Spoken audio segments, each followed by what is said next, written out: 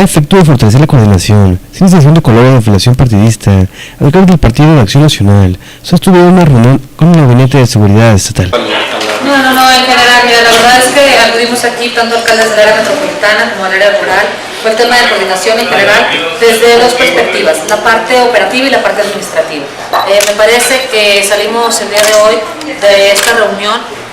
con muy buenas propuestas claras, específicas, pero que van a abonar no nada más a la coordinación entre el municipio, el estado y la federación, sino también a la coordinación entre los distintos municipios. Estamos muy contentos con esta reunión y estamos seguros de que vamos a tener un mejor puesto, que desde esta misma semana ya estaremos concretando algunas acciones, pero lo más importante es que existe disposición por parte tanto del gobierno del estado como por parte de los municipios, y que ya teníamos, ya hemos tenido avances, nos reunimos periódicamente, pero este tipo de reuniones nos han permitido ver con mayor claridad algunos puntos que estaremos reforzando en próximas semanas.